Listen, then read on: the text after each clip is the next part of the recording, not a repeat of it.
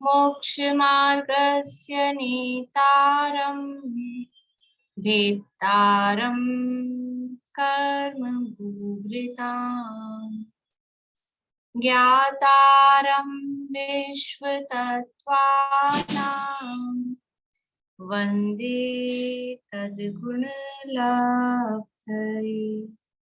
वन्दे तद्गुणलब्धये। मोक्षमार्ग के नेता एवं कर्म पर्वतों के भेदक और विश्व के सब तत्वों के ज्ञायक चेतन संवेदक सद्गुण आप समान प्राप्त हो यही भावना भाकर दे विनय पूर्वक करूं वंदना बारंबार जिनेश्वर देव बारंबार जिनेश्वर देव।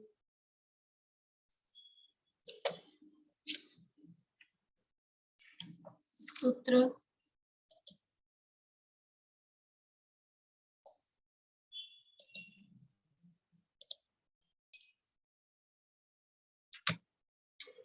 तत्वार्थ सूत्र नामक महाशास्त्र है, आचार्य उमा स्वामी द्वारा रचित। इसका प्रथम अध्याय और उसका अंतिम सूत्र अपना यहाँ पर चल रहा है। नयों का स्वरूप यहाँ बताया जा रहा है। नए कौन कौन से होते हैं वो यहाँ बताया गया है। तत्वार्थ सूत्र में परिभाषाएं बहुत कम है। सूत्रों में आप देखेंगे परिभाषा वाले सूत्र बहुत ही कम है। ज्यादातर जो सूत्र हैं वो सब नाम बताने वाले, उनकी संख्या बताने वाले, उस तरह के ही सूत्र ज्यादा है। तो यहाँ भी परिभाषा नहीं बताई है नए की, नयों के नाम ही सीधे बताए हैं। और हमने नयों का सामान्य स्वरूप, उनकी परिभाषा वो सब हम पढ़ के आए हैं। नए किसे कहते हैं? नए किसे कहते हैं?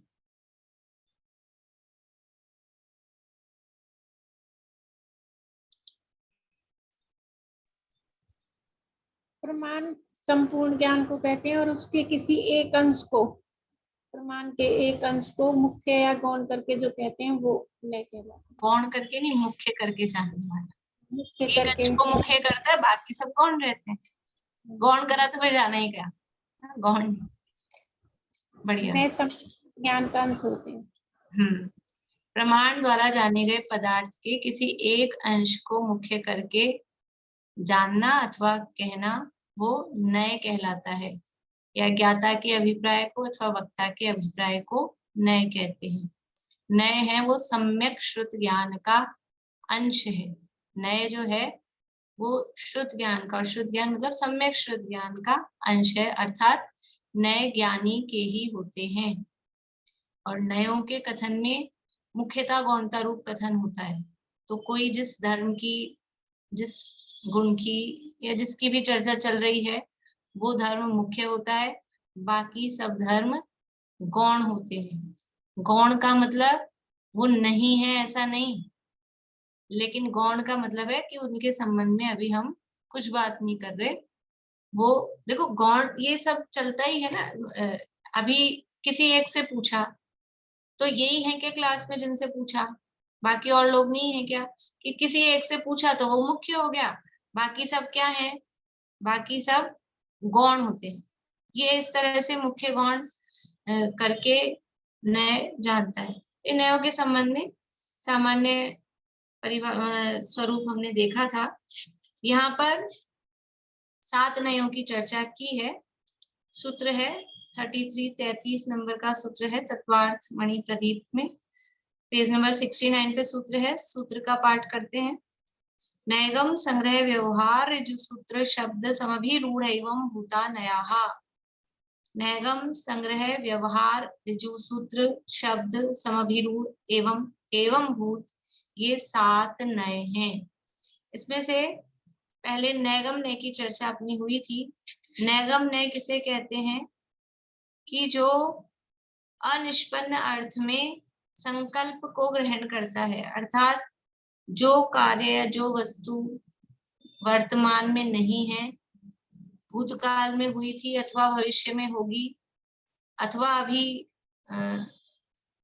कंप्लीट नहीं है, उसको वर्तमान में देखने वाला, वर्तमान में कहने वाला, वो कहलाता है संकल्प को ग्रहण करने वाला, वो नैगम नय कहलाता है। यानी जो वर्तमान में संपूर्ण वस्तु सर्वांग रूप में नहीं होने पर भी उसको वर्तमान में संपूर्ण देखना, वो नैगम नय का विषय है।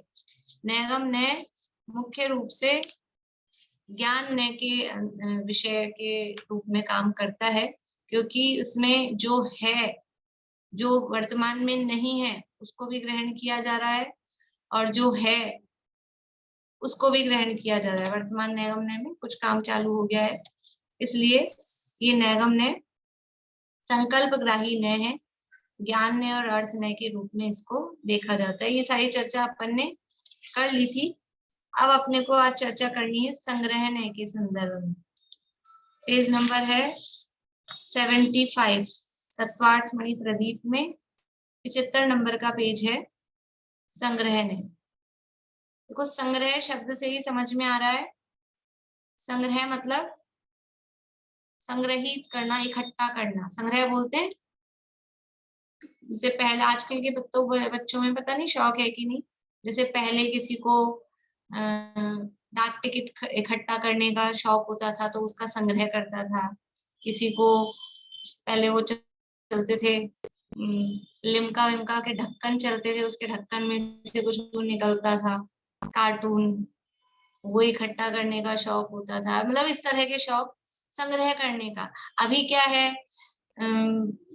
अभी बच्चों को बस मोबाइल, और मोबाइल में वो जो उनको गेम होते हैं, उन गेमों में जो भी संग्रह होता होगा, वो संग्रह करने का शौक होता है। तो संग्रह का मतलब है इकट्ठा। हम लोगों को किचन में संग्रह करके रखते हैं, अलमारियों में कपड़े संग्रह कर करके रखते हैं, और पता नहीं क्या क्या संग्रह करके रखते हैं। तो ये संग्रह का वही अर्थ है। संग्रह का मतलब है इकट्ठा करना। लेकिन अब यहाँ पर किस रूप में इकट्ठा किया जा रहा है कि किसी एक विशेषता के आधार पर, ऐसी विशेषता जो सब में पाई जा सके, तो ऐसी किसी कॉमन विशेषता के आधार पे सब द्रव्यों को इकट्ठा करके देखा जा सके। कोई एक विशेषता हम कहें और उसमें सारे द्रव्य कवर हो जाएं, सारे द्रव्यों को हम ग्रहण कर लें। जैसे कि हमने ऐसे बोला कि जानने देखने वाले द्रव्य आ जाओ, तो सारे द्रव्य आ जाएंगे। कितने द्रव्य हैं दुनिया में, कितने द्रव्य हैं विश्व में? द्रव्य कितने हैं विश्व में? अरे उंगलियों पे गिनाने लायक है ना।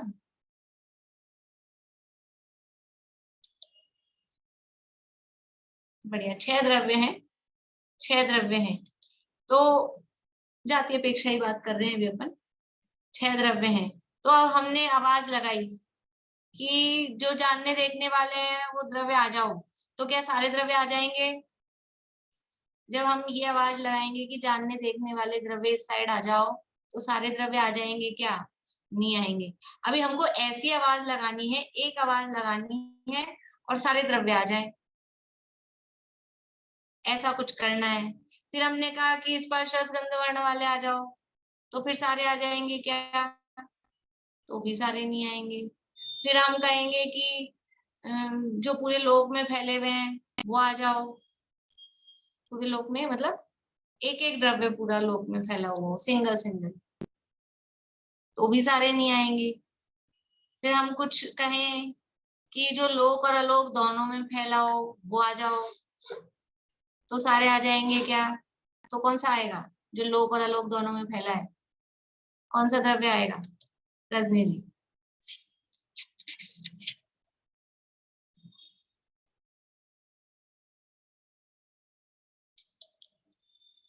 आकाश द्रव्य।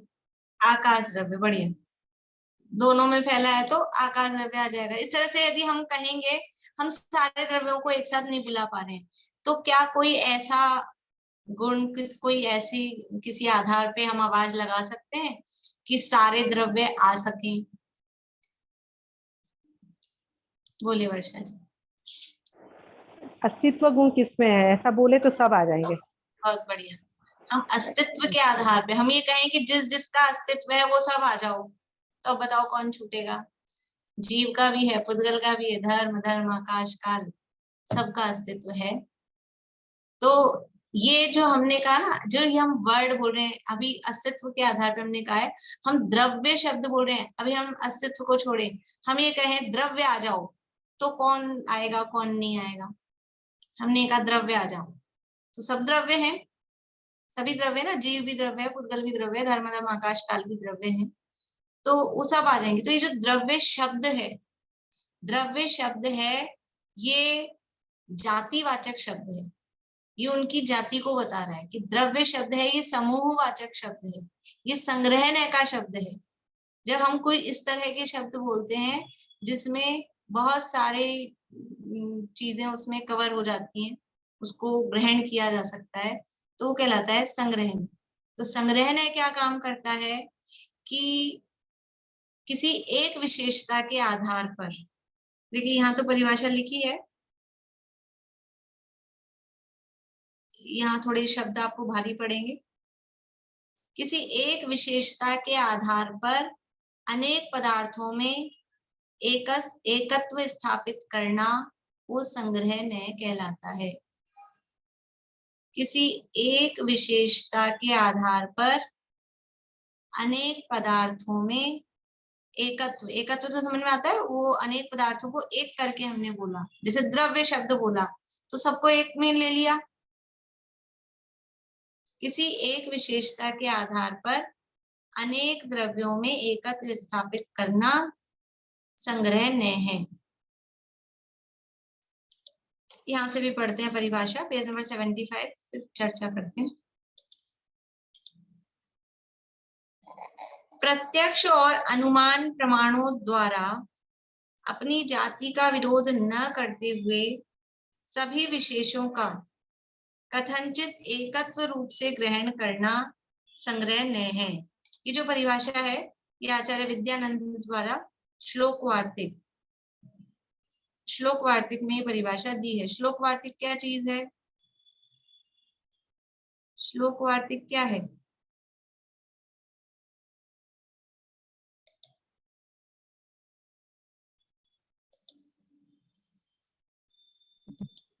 आचार्य श्री विद्यानंद जी के द्वारा लिखा हुआ ग्रंथ है।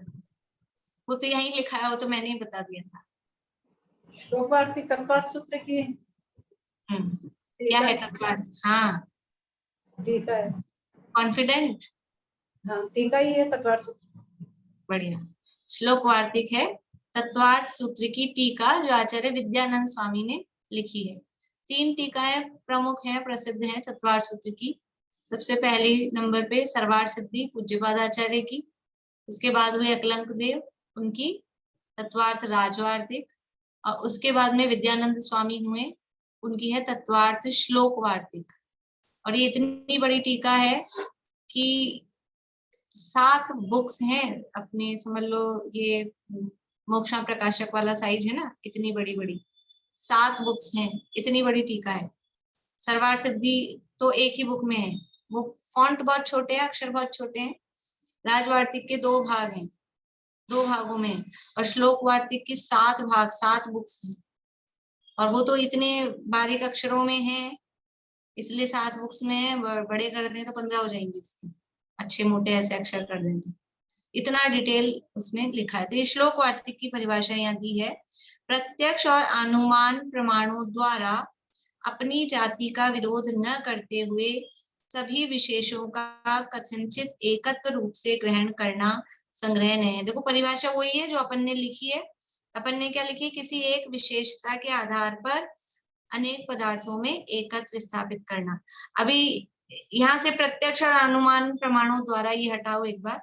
अब इस परिभाषा को देखो, अपनी जाति का विरोध न करते हुए सभी विशेषों का कथनचित एकत्व रूप से ग्रहण करना, यानी वो अपनी जाति का विरोध नहीं कर रहे, अपनी जाति को नहीं छोड़ रहे, लेकिन जो भी विशेष, विशेष का मतलब है जैसे जीव, पुद्गल, धर्म, अधर्म, ये अलग अलग है, ये विशेष है। विशेष का मतलब है अलग अलग अपन उनको देख रहे हैं। तो अलग अलग देखने पर भी फिर भी कथनचित एकत्व रूप से उनको ग्रहण कर रहे हैं, लेकिन कैसे? अपनी जाति का विरोध नहीं करते हुए। हम किसी उनको अलग अलग तो ग्रहण कर रहे हैं, लेकिन उनकी किसी एक जाति को ले रहे हैं, उसमें कुछ एकत्व एकपना ले रहे हैं। और वो कैसी है? अपनी जाति का विरोध कैसे नहीं हो रहा है? किसी प्रत्यक्ष प्रमाण द्वारा भी, किसी अनुमान प्रमाण द्वारा भी।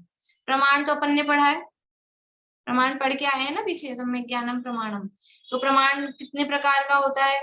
मतिश्रुतादि मनय परय केवलानि ज्ञानम तत् प्रमाणे आद्य परोक्षम प्रत्यक्षम अन्य। दो प्रकार का होता है प्रमाण, एक प्रत्यक्ष प्रमाण और एक परोक्ष प्रमाण। तो प्रत्यक्ष का प्रमाण का मतलब है कि सामने ही जो दिख रहा हो, वहां तो प्रत्यक्ष प्रमाण में अवधि ज्ञान, मनय परय ज्ञान, केवल ज्ञान को लिया है। अपन अपनी बोलचाल की भाषा में भी ऐसे बोलते ना, प्रत्यक्ष से ही हाथ कंगन को आरसी क्या, हाथ में पहना हुआ है कंगन, फिर दर्पण में देखने की जरूरत पड़ती है? चेहरे पे कोई चीज होगी तो दर्पण में देखनी पड़ेगी, पर हाथ में पहना हुआ है तो कांच में जाके देखना पड़ेगा कि मैंने पहना है कि नहीं पहना है, कि यूं ही दिखता है, ऐसे ही दिखता है, मतलब ये प्रत्यक्ष ही है। तो ऐसे कोई हम ऐसी आधार पे एकत्व स्थापित करें कि वो साफ साफ ही गलत दिख रहा है, विरोध आ रहा है। जैसे कि जीव और पुद्गल में हम चेतनता के आधार पर एकत्व स्थापित करें कि जीव और पुद्गल एक है क्योंकि दोनों चेतन हैं। हम ऐसा कहें कि जीव और पुद्गल दोनों एक ही ग्रुप में शामिल हो सकते हैं क्योंकि दोनों चेतन हैं। तो क्या ये सही है? ये तो प्रत्यक्ष से ही बाधित हो रहा है, क्योंकि जीव तो चेतन है लेकिन पुद्गल अचेतन है, तो ये प्रत्यक्ष से बाधित हो रहा है। और कोई प्रत्यक्ष से बाधित नहीं हो रहा हो तो अनुमान से। अनुमान अपन ने पढ़ा है, कहाँ पढ़ा अनुमान? अनुमान कहाँ पढ़ा? अरे इसी अध्याय में पढ़ के आए हैं, आगे पाठ पीछे सपाट, क्या स्थिति है भाई? इसी अध्याय की बात चल रही है। अनुमान कहाँ पढ़ के आए हैं? बोलिए भाई साहब। मति ज्ञान के विवेचन में जो है अनुमान का पढ़ना है। सूत्र मति ज्ञान का बोलेंगे? भेद सूत्र तो नहीं याद। चलिए ठीक है, बढ़िया, बोलिए प्रेमलता जी। मति श्रुति स्मृति संज्ञा चिंता विनोद इत्यनर्थांतरम। हाँ, श्रुति नहीं है उसमें, मति स्मृति संज्ञा चिंता विनिरोध। विनोद चिंता विनिरोध इत्यनर्थांतरम। हाँ, तो इसमें अनुमान शब्द तो आया ही नहीं है, आप सूत्र तो बता लास्ट में आया, लास्ट में बताइए कौन सा शब्द? मति स्मृति संज्ञा चिंता, फिर चिंता के बाद में आता है तो किस शब्द का अनुमान? किस शब्द का अर्थ? समझाना थोड़ी ना है, मैं तो चाहती भी नहीं हूँ समझाने के लिए, तो मैं ही बैठी हूँ। आप समझाने लग गए तो मेरा क्या होगा? अनुमान तो है। हाँ, तो किस शब्द का अर्थ है अनुमान, वो पूछ रही हूँ। ठीक है, आपका जवाब बढ़िया है। बोलिए अनीता जी, अनुमान किस शब्द का अर्थ? अभिनिबोध का मतलब है अनुमान। अभिनिबोध, अभिनिबोध यानी अनुमान। मति स्मृति संज्ञा, संज्ञा यानी प्रतिविज्ञान, चिंता यानी तर्क, फिर अभिनिबोध यानी अनुमान। अनुमान पढ़ के आए थे, धुएं से अग्नि का ज्ञान, वो क्या है? याद आया? धुआं देखा तो कहीं आग लगी है, ये कौन सा ज्ञान है? ये अनुमान प्रमाण है, परोक्ष प्रमाण प्रमाण है। जहां जहां धुआं होता है वहां वहां अग्नि होती है। तो हम कोई किसी इस तरह से हम किसी चीजों में एकत्व स्थापित कर रहे हैं जो साफ साफ प्रत्यक्ष भी गलत दिख रहा हो और अनुमान से भी उसमें एकत्व नहीं बनता हो, तो ऐसा नहीं करना। यहाँ कह रहे हैं प्रत्यक्ष और अनुमान प्रमाणों द्वारा अपनी जाति का विरोध न करते हुए, यानी हम जो एकता स्थापित कर रहे हैं द्रव्यों में, उसमें प्रत्यक्ष भी विरोध ना आए और अनुमान से भी उसमें विरोध ना आए। अपनी जाति का यानी वो जिस आधार पे, जिस जाति के आधार पे, जिस रूप में हम उसको ले रहे हैं, उसका विरोध न करते हुए सभी विशेषों का कथनचित एकत्व रूप से ग्रहण करना। जैसे कि अभी हमने 6 द्रव्यों का ग्रहण किया, किस विशेषता के आधार पे किया? अस्तित्व गुण के आधार पे किया या द्रव्य शब्द से किया। तो अब हमने जब द्रव्य शब्द में 6 द्रव्यों को लिया, तो क्या इसमें प्रत्यक्ष से विरोध आया? कुछ कोई दिक्कत है प्रत्यक्ष से? जीव भी द्रव्य है, पुद्गल भी द्रव्य है, धर्म अधर्म आकाश काल सब द्रव्य है, तो कोई प्रत्यक्ष से विरोध नहीं है। अनुमान से कोई विरोध कि कोई द्रव्य का कभी आगे पीछे कहीं लक्षण नहीं मिलता हो, तो ऐसा नहीं, क्योंकि गुणों के समूह को द्रव्य कहते हैं, या गुण और पर्यायवान जो हो उसको द्रव्य कहते हैं, तो ये सभी द्रव्य गुण और पर्यायवान है, जीव भी, पुद्गल, धर्म धर्म आकाश काल भी। इसलिए इनमें प्रत्यक्ष और अनुमान प्रमाण द्वारा विरोध नहीं आ रहा। और फिर ये जो सभी विशेष, यानी ये जो 6 भेद किए ना, वो विशेष हुए, इनको कथनचित एकत्व रूप से हमने, देखो 6 द्रव्य एक हैं क्या? 6 द्रव्य एक हैं क्या? मना कर रहे हैं।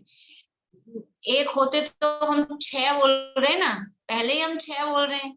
6 द्रव्य एक हैं क्या? तो 6 बोल रहे हैं, इसका मतलब 6 है, तो एक तो नहीं है। लेकिन ये स्याद्वादी दर्शन है, ये जैन दर्शन है, यहाँ सर्वथा नहीं होता, अनेकांत चलता है। तो 6 द्रव्य कथनचित एक है, कथनचित एक नहीं है। कथनचित मतलब किसी अपेक्षा से एक नहीं भी है, किसी अपेक्षा से एक भी है। किस अपेक्षा से एक नहीं है? कि 6 बोल रहे हैं, 6 है तो एक नहीं है, इस अपेक्षा से तो एक नहीं है।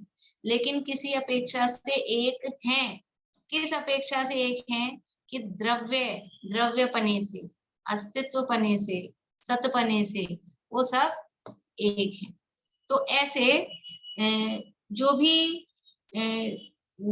एक जाति की अनेक वस्तुएं हैं, उनमें जो भी कोई अंतर है, उस अंतर को तो किया गौण, उसको तो रखा साइड में, और उसकी जो एक कॉमन चीज है, जो सामान्य विशेषता है, उस आधार पर उनको देखना, उनको इकट्ठा करना, उनमें एकत्व स्थापित करना, वो कहलाता है संग्रहण। संग्रहण इकट्ठा करके देखता है। क्या काम करता है? इकट्ठा करके देखता है। जैसे कि समझ लो मार्केट में गए, अनाज मंडी में गए, तो अनाज मंडी, अब हमने जो शब्द बोला अनाज मंडी, ये कौन सा नए का कथन किया हमने? संग्रह नए का, क्योंकि वहां अनाज मिलता है। तो अब हमने ये नहीं कहा गेहूं की है कि चावल की है कि दाल की है, बस सामान्य रूप से अलग अलग तरह के अनाज होते हैं, ज्वार भी है, जौ भी है, और भी है। तो हमने सब अनाजों को संग्रह करके और एक शब्द क्या बोला? अनाज मंडी। हमने बोला सब्जी मंडी। तो अब सब्जी, वैसे तो किसी भी एक चीज का नाम सब्जी होता ही नहीं है। लौकी होगा, टिंडा होगा, तुरई होगा, टमाटर होगा, केला होगा, सब्जी किसका नाम है? सब्जी तो है ही नहीं किसी का नाम। लेकिन इन सबको हमने जातिगत विशेषता के आधार पर एकत्व स्थापित किया, तो बोल दिया सब्जी मंडी। हमने बोला क्लास, तो ये क्लास जो शब्द है, ये क्या है? ये संग्रहण का विषय है। क्योंकि यहाँ हमने अब ये कौन कौन है, कहाँ के हैं, हमने वो कुछ भेद नहीं देखा, लेकिन सब इसमें एक साथ बैठते हैं, तो तत्वार्थ सूत्र की क्लास, ऐसा करके एकत्व स्थापित किया। यानी दिन भर में हम कितने काम ऐसे करते हैं, हमारा कोई भी मतलब काम इसके बिना चलेगा क्या? हम जो भी बोलेंगे तो ये संग्रहण का विषय उसमें बनता ही है। तो जो वस्तु में वस्तु में अनेक भेद भी हैं, लेकिन उनके भेदों को गौण करके और किसी एक विशेषता के आधार पर उनमें एकत्व स्थापित करके जो देखता है, वो संग्रहण कहलाता है। यानी किसी एक विशेषता के आधार पर अनेक पदार्थों में एकत्व स्थापित करना, वो संग्रहण है। जैसे हमने बोला शरीर, जो भी आप बोलोगे ना, आप समझ लो शरीर बोला, ये कौन से नए का कथन हुआ? शरीर शब्द संग्रहण है। क्योंकि आंखें भी हैं, नाक भी है, कान भी है, हाथ भी है, पैर भी है, सबको अब शरीर बोलने में सब आ गया कि नहीं आ गया? देखो अपन कभी तो ऐसे बोलते हैं मेरा सिर दुख रहा है, कभी कमर दुख रही है, कभी पैर दुख रहे हैं, और कभी क्या बोलते हैं पूरा बदन टूट रहा है, पूरे शरीर में दर्द दिख रहा है। तो पूरा शरीर जब हमने बोला, तो ये इसमें अलग अलग बताना पड़ेगा। फिर सिर दुख रहा है, हाथ दुख रहे हैं, पैर दुख रहे हैं, कमर दुख रही है, पीठ दुख रही है, फिर वो सब उसमें शामिल हो गया। ये संग्रहण का कथन। हमने बोला भोजन, तो ये भोजन शब्द है, ये क्या है? संग्रहणय का कथन है। उसमें रोटी भी, दाल भी, चावल, सब्जी, जो जो भी आइटम, वो सब उसमें शामिल है।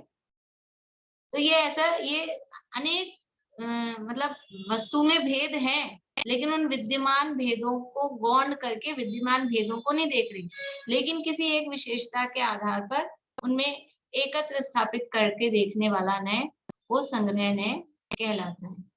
ठीक है। अब ये संग्रहणय के दो भेद होते हैं, पहले समझ लेते हैं, फिर यहाँ से पढ़ लेंगे अपन। संग्रहणय दो प्रकार का होता है। एक तो संग्रहणय ऐसा जो सबको, दुनिया में जितने पदार्थ हैं सबको इकट्ठा करके देखे, सबको एक में ले ले, एक तो वो संग्रहणय।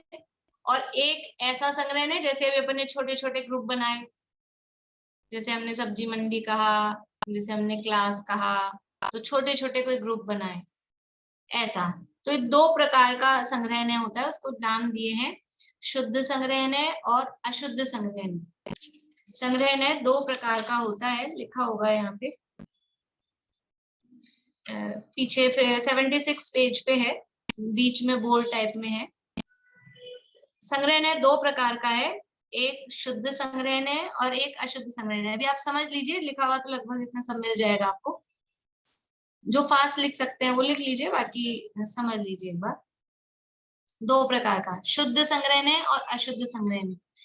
शुद्ध का मतलब क्या है कि जो शुद्ध को ग्रहण करे वो शुद्ध, और जो अशुद्ध को ग्रहण करे वो अशुद्ध। तो अब शुद्ध क्या है? तो जो संग्रहणय है, हमने अभी शुरू में बात की थी कि 6 द्रव्यों को हमको इकट्ठा देखना है। तो किस आधार पे हम इकट्ठा देखें, क्या गुण ऐसा है, क्या क्वालिटी ऐसी है कि 6 द्रव्यों को एक आवाज लगाएं और 6 के 6 आ जाएं? तो वो था सत्ता, अस्तित्व, अस्तित्व गुण।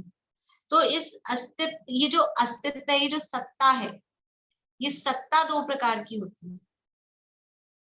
सत्ता दो प्रकार की होती है, मतलब विषय बहुत कठिन नहीं, बस शब्द थोड़े से नए से हैं, बाकी विषय सरल है, भी आ जाएगा, देखो थोड़ी देर में, मतलब सरल हो जाएगा वापस से। सत्ता दो प्रकार की होती है, एक महासत्ता और एक अवांतर सत्ता। यहाँ लिखा है यहाँ पे, सत्ता दो प्रकार की होती है, एक महासत्ता और एक अवांतर सत्ता। महासत्ता का मतलब क्या है? जो महा बोलते ना, महा मतलब सबको एक में मिला ले, सत्ता मतलब अस्तित्व। तो ऐसा अस्तित्व जिसमें सब शामिल हो जाएं, वो तो कहलाती है महासत्ता। और अवांतर सत्ता का मतलब है छोटी छोटी यूनिट, अवांतर मतलब है कोई यूनिट्स, तो वो अवांतर सत्ता कहलाती है। देखो यहाँ सत्ता का अर्थ,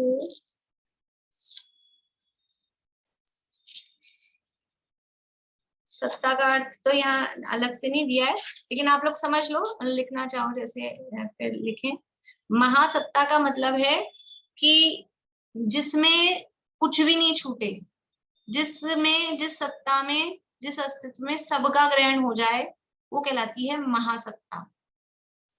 जिसमें जड़ चेतन सारे पदार्थ ग्रहण हो, वो कहलाती है महासत्ता। यानी समस्त पदार्थों में जो चीज समान है, समस्त पदार्थों में जितने दुनिया में 6 द्रव्य कहो और संख्या अपेक्षा अनंत कहो, उनमें एक समानता व्याप रही है, कोई चीज कॉमन है, वो कहलाती है महासत्ता।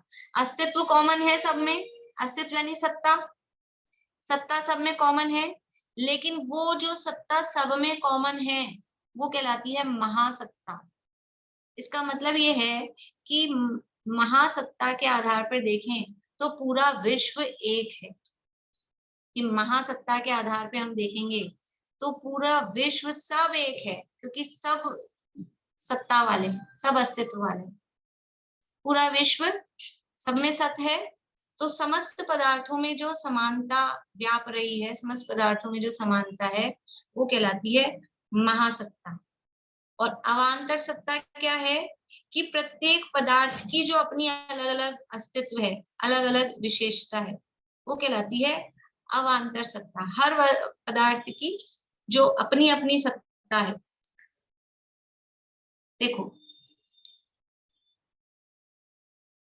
सामान्य रूप से सभी द्रव्यों में अस्तित्व नाम का गुण है ना। तो सभी द्रव्यों में अस्तित्व गुण वो कॉमन है, सब में है ना। सब में अस्तित्व गुण है, सब में अस्तित्व गुण है, आप में भी अस्तित्व गुण है, मुझ में भी अस्तित्व गुण है, टेबल कुर्सी पुद्गलों में, धर्म द्रव्य में, अधर्म द्रव्य में, सब में अस्तित्व गुण है। तो ये जो अस्तित्व गुण सब में कॉमन है, ये कहला रहा है महासत्ता। ठीक है, लेकिन मेरा अस्तित्व अलग है, आपका अस्तित्व अलग है, पुद्गलों का अस्तित्व अलग है, किताब का अस्तित्व अलग है, टेबल का अस्तित्व अलग है, धर्म द्रव्य का अस्तित्व अलग है। सबका अस्तित्व अलग अलग भी तो है। सबका अस्तित्व, जब अस्तित्व को कॉमन देखा जा रहा है तो सब में अस्तित्व है, इस अपेक्षा से सब एक हैं। लेकिन सबका अपना अपना पर्सनल अस्तित्व भी तो है। अस्तित्व मिलके सबका अस्तित्व एक तो नहीं हो गया। यद्यपि अस्तित्व की तरफ से सब एक देखे जा रहे हैं, लेकिन फिर भी सबकी अपनी अपनी आइडेंटिटी है, सब अलग अलग इंडिविजुअल हैं, सब मिलके एक नहीं हो गए, तो वो कहलाती है अवांतर सत्ता। जैसे ये शरीर को हमने एक कहा शरीर, तो शरीर हो गया महासत्ता। उदाहरण में शरीर मिलके एक हो गया महासत्ता। लेकिन आंख का अलग अस्तित्व है कि नहीं, हाथ का अलग अस्तित्व है कि नहीं, कान का अलग अस्तित्व है कि नहीं, सब अलग अलग भी तो है ना।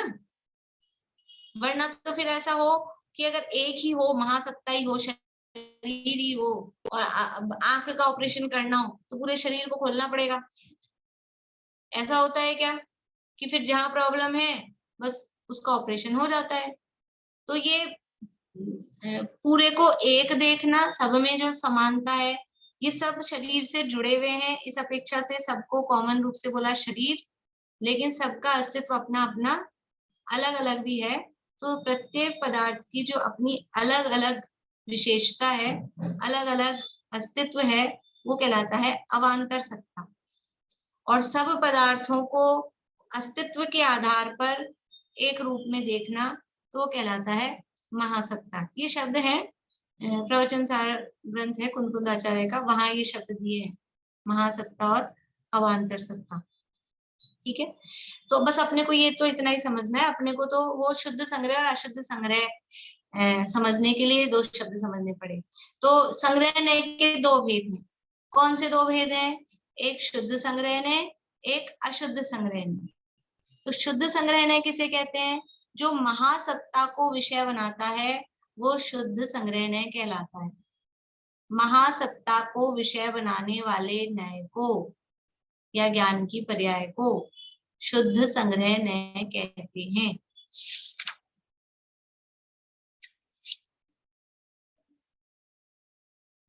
और अशुद्ध संग्रहणय किसे कहते हैं? नहीं, देखो, महासत्ता नहीं, शुद्ध महासत्ता लिखिए। शुद्ध महासत्ता को विषय बनाने वाला संग्रहणय शुद्ध संग्रहणय कहा जाता है। थोड़ा यहाँ बुक में भी करेक्शन करना है अपने को। देखिए पेज नंबर 75 निकालिए, थोड़ा यहाँ से पढ़ के इसका करेक्शन भी करिए। 75 नंबर पेज है, संग्रहणय नीचे से सेकंड पैरा है, हेडिंग है संग्रहणय। प्रत्यक्ष और अनुमान प्रमाणों द्वारा अपनी जाति का विरोध न करते हुए सभी विशेषों का कथनचित एकत्व रूप से ग्रहण करना संग्रहणय है। सत्ता दो प्रकार की होती है, महासत्ता और अवांतर सत्ता। महासत्ता को विषय बनाने वाला संग्रहणय, तो यहाँ जो महासत्ता लिखा है ना, उसके आगे शब्द जोड़ना है शुद्ध महासत्ता। शुद्ध महासत्ता को विषय बनाने वाला संग्रहणय शुद्ध संग्रहणय कहा जाता है, और अशुद्ध महासत्ता को विषय बनाने वाला संग्रहणय अशुद्ध संग्रहणय कहा जाता है।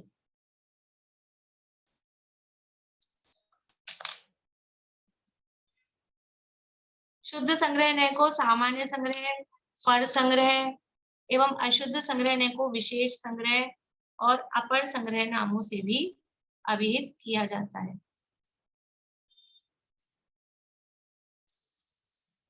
देखो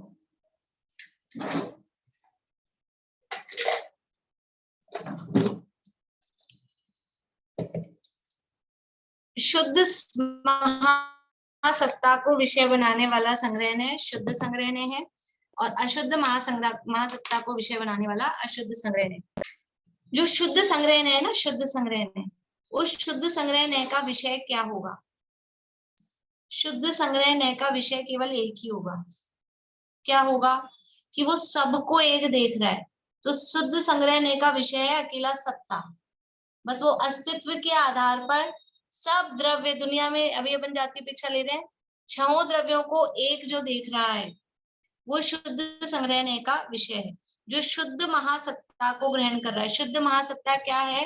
कि पूरा विश्व, लोकालोक सब एक है। यानी लोकालोक मीन्स द्रव्य, 6 द्रव्य रूप से, अकेला आकाश द्रव्य नहीं, 6 द्रव्य वो सब एक हैं। क्यों है? क्योंकि सब सत्ता वाले हैं, सब अस्तित्व वाले, कोई अंतर नहीं है। इस अपेक्षा से जीव और पुद्गल सब समान है। जीव और पुद्गल समान है कि हाँ, ये सत्ता के आधार पर जीव और पुद्गल समान है। तो जो शुद्ध महासत्ता है या शुद्ध संग्रहणय है, शुद्ध संग्रहणय का विषय है शुद्ध महासत्ता को ग्रहण करना। उसका विषय ये केवल एक ही है। अब अगर हम संग्रहणय की बात करें तो संग्रहणय अगर अकेला शुद्ध संग्रह नहीं होता तो फिर अब हम और दूसरी जातियां कैसे बनाते, हम कैसे काम चलाते?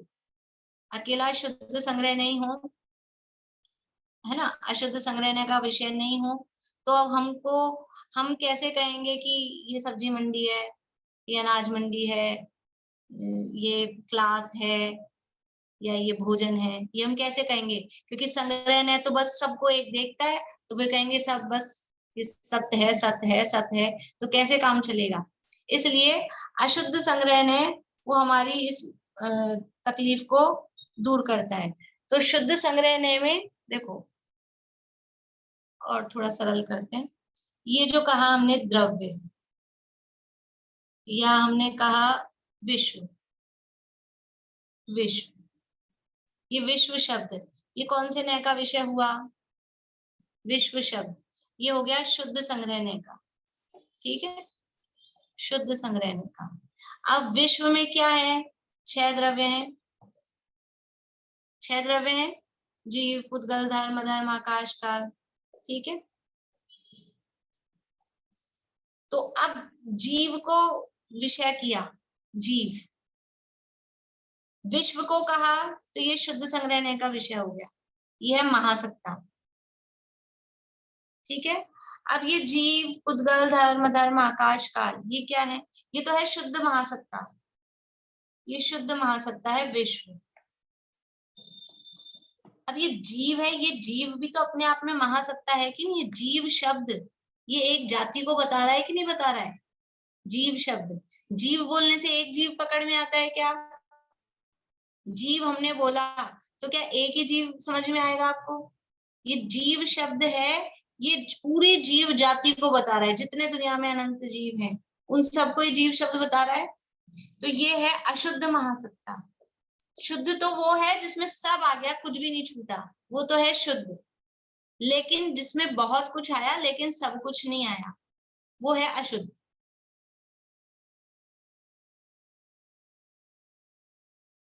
ठीक है, तो विश्व को ग्रहण किया यानी शुद्ध महासत्ता को ग्रहण किया तो वो हुआ शुद्ध संग्रहणय। अब उसमें से किसी एक को ग्रहण किया, वो कहलाती है अशुद्ध महासत्ता।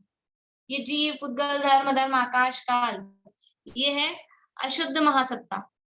तो हमने कहा जीव, जीव शब्द ये कौन से नय का विषय है?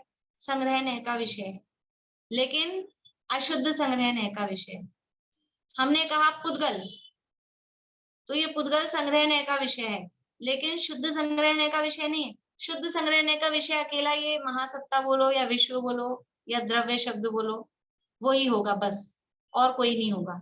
लेकिन बाकी अब हम जो भी कह रहे हैं वो सब अशुद्ध संग्रहणय के विषय। हमने बोला पेन लाओ, मुझे एक पेन चाहिए, तो जो ये पेन वर्ड है ये कौन से नय का विषय है? पेन शब्द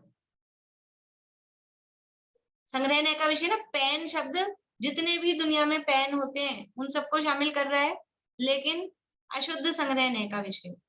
ठीक है, हमने कहा कि हमको समझ लीजिए कोई भी वस्तु चाहिए, एक गाड़ी चाहिए, कार चाहिए, तो कार शब्द कहा तो वो कार शब्द जितनी भी दुनिया में कार होती हैं उन कार शब्द का प्रतिनिधि, उन सबको अपने में समेटे हुए। तो ये सब अशुद्ध महासत्ता के विषय होते हैं।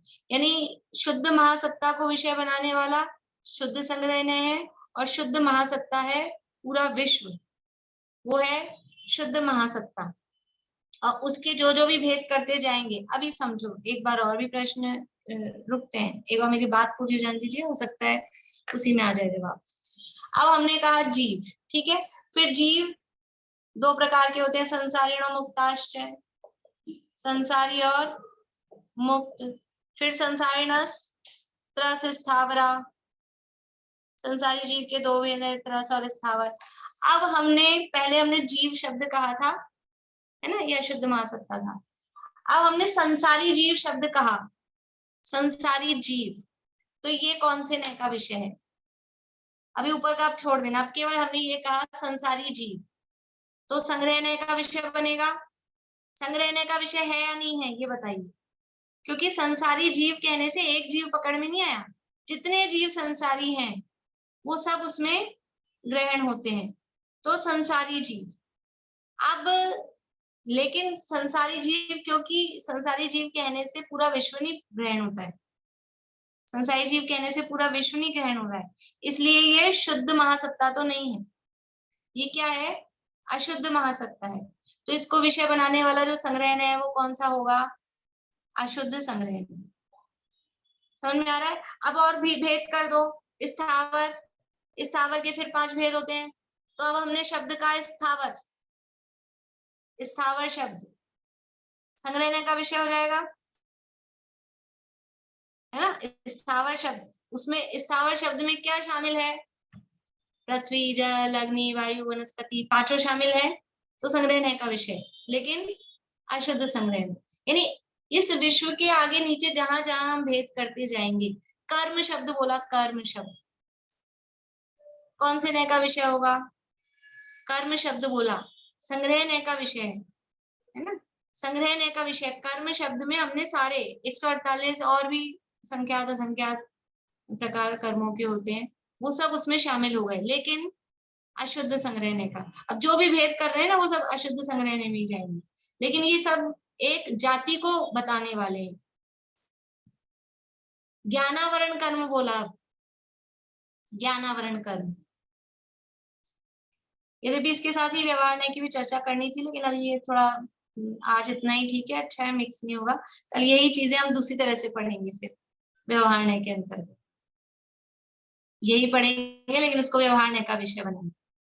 तो अभी तो ये, अभी देखो संग्रह नय किसे कहते हैं? नय है देखने का दृष्टिकोण, ज्ञाता का अभिप्राय। हम अगर ग्रुप को देख रहे हैं, हम उसमें एकत्व स्थापित करके देख रहे हैं, तो वो संग्रह नय का विषय बनेगा। और मैक्सिमम सब चीजें अशुद्ध संग्रह नय की विषय बनेगी। शुद्ध संग्रह नय का विषय एक ही है, ओनली विश्व, जिसमें ये विश्व कहो, द्रव्य कहो, महासत्ता कहो, वही उसका विषय बनेगा। बाकी जो भी हम ग्रुप वाइज देख रहे हैं, जो भी हमने कहा महिलाएं इधर आ जाओ, महिला शब्द बोला, तो ये क्या है? अशुद्ध संग्रह नय का विषय। गाय शब्द बोला, तो ये क्या है? अशुद्ध संग्रह नय का विषय है।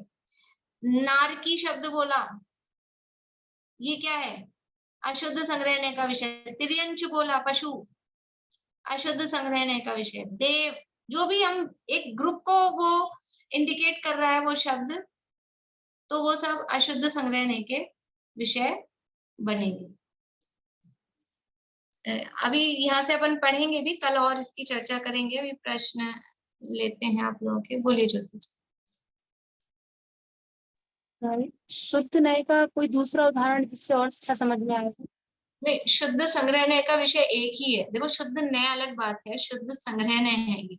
हाँ सॉरी, शुद्ध संग्रह है। हाँ शुद्ध नय यही बोली। निष्परम शुद्ध निश्चय नय को भी कहा जाता है अध्यात्म में। तो शुद्ध यही संग्रहणय संग्रह का उदाहरण में अपन ने जैसे शरीर लिया था ना, जैसे शरीर को कहा शुद्ध संग्रहणय का विषय, यानी पूरा उसको एक माना। तो फिर हाथ पांव ये अशुद्ध संग्रहणय के विषय हो जाएंगे। देखो, हाँ ठीक। हाथ को लिया अपन ने अब संग्रहणय के विषय में, अशुद्ध संग्रहणय में, तो फिर हाथ में और भेद है ना, उंगलियां हैं। तो ये पूरा एक हाथ बोला, तो एक हाथ में भी अलग अलग पार्ट्स है ना, कोहनी है, कलाई है, उंगलियां हैं, हथेलियां हैं, तो वो अलग अलग पार्ट्स हो जाते हैं। तो एक हाथ बोलना भी संग्रहणय का विषय है, लेकिन अशुद्ध संग्रहणय। तो उदाहरण में अपन ने शरीर को लिया था, बाकी शुद्ध संग्रहणय का विषय केवल महासत्ता यानी विश्व ही बनता है। इसके अलावा दूसरा कोई उसका उदाहरण नहीं। अशुद्ध संग्रहणय के अपन ने इतने सारे, जो भी आप लोग कल सोच के आना, जो मैंने आज बता दिए वो नहीं, कुछ भी और बहुत सारे दिख जाएंगे घर में चीजें। तो अशुद्ध संग्रहणय की विषय, ठीक है। बोलिए रेणु जी।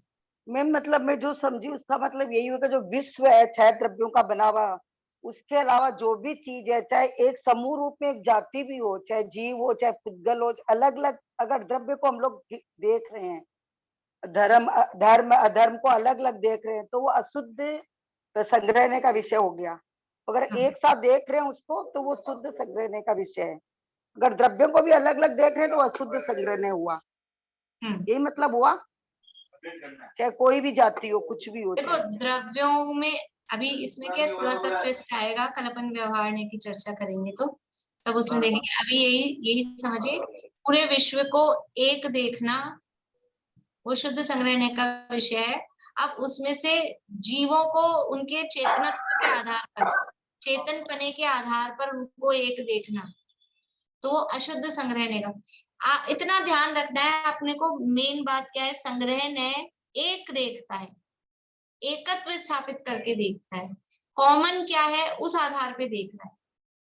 क्योंकि अगला जो ने आएगा भी व्यवहार ने, वो इसका एकदम अपोजिट आएगा, तो थोड़ा सा कंफ्यूजन होगा। इसलिए अभी इसको एकदम अच्छे से समझ ले। संग्रहणय का मतलब क्या है कि वो एकत्व देख रहा है, एक पन्ना देख रहा है, सब में कॉमन क्या है, कुछ कॉमन है, उसके आधार पे वो एक ग्रुप बना रहा है। तो वो जो ग्रुप बना रहा है वो संग्रहणय है, और जो उस ग्रुप से अलग करेगा वो व्यवहार का विषय है।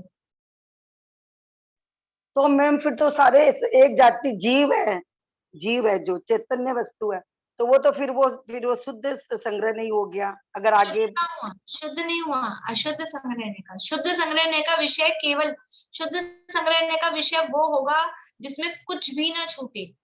तो हमने जीव बोला तो पुद्गल धर्म धर्म आकाश काल छूटे कि नहीं छूटे, छूट गए ना। इसलिए शुद्ध संग्रहणय का विषय ये है, आप ऐसा भी लिख सकते हैं अपनी भाषा में, शुद्ध संग्रहणय का विषय वो होगा जिसमें दुनिया में कोई पदार्थ नहीं छूटे। रजनी जी मुंबई। शुद्ध संग्रहणय का विषय क्या होता है कि जिसमें दुनिया में कोई भी पदार्थ नहीं छूटे, सारा विश्व जिसमें समाहित हो जाए।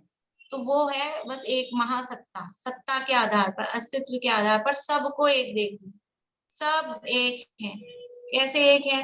जैसे हम इंडिया की बात करें तो हिंदू मुस्लिम सिख ईसाई की, मराठी कन्नड़ तमिल राजस्थानी गुजराती, ये कोई भेद नहीं देख रहे। हम सब क्या हैं कि भारतीय बने के आधार पे सब एक हैं। कृपया प्रधानमंत्री हो कि गरीब भिखारी हो, लेकिन सब एक कैसे हैं कि भारतीय हैं। वो महासत्ता होगी, उदाहरण में समझना, उस आधार पे सबको एक देखा। लेकिन फिर हम अलग अलग राजस्थान के आधार पे राजस्थानी की, या धर्म के आधार पे हिंदू है मुस्लिम है उस आधार पे, या उनकी पोस्ट के आधार पे वो भेद करते हैं, तो वो ग्रुप बनाते हैं। कहीं मीटिंग हो रही है, पूरे ऑल इंडिया डॉक्टर्स की एसोसिएशन, उनकी सेमिनार हो रहा है, तो अब इसमें कौन आएंगे? ऑल इंडिया डॉक्टर्स का सेमिनार है, तो अब कौन आएंगे इसमें? जो जो डॉक्टर होंगे वो आएंगे। तो पूरे इंडिया के डॉक्टर्स को एक आधार पर ग्रहण कर ले। तो ये अशुद्ध संग्रहणीय, अशुद्ध ही होंगे सब। शुद्ध संग्रहणीय का विषय ऐसा है कि जिसमें कोई ना छूटे। तो भारतीय कहना वो उदाहरण में शुद्ध संग्रहणीय हुआ। और अब डॉक्टर कहा कि हिंदू कहा कि इंजीनियर कहा, तो वो सब हो गए अशुद्ध संग्रहणीय उदाहरण मैं में। वक्ता का अभिप्राय के हिसाब से कथन हो गए। हाँ, तो वक्ता के अभिप्राय में शुद्ध अशुद्ध, तो ये तो उसकी तो आपको मापदंड बताया है शुद्धता अशुद्धता का। बाकी आप संग्रह किसका कर रहे हो ये आपके अभिप्राय पे निर्भर कर रहा है। अभी ये कल समझ में और अच्छा आएगा। कल जब भी अपन व्यवहार की चर्चा करेंगे तब आपको बहुत और अच्छे से समझ में आएगा कि ये अभिप्राय क्या है। अभिप्राय क्या है, बोलिए। वो अपन ने बोला विश्व, विश्व में अपन ने लोक और अलोकाकाश सब मिलाया, वो विश्व हुआ। हाँ, टोटल पूरा आलोक सहित।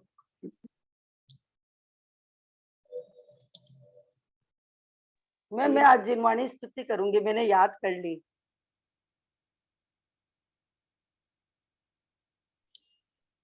मैम हाँ, एक प्रश्न और किसी का तो नहीं है? बंद हो गया। बोलिए जिनवाणी।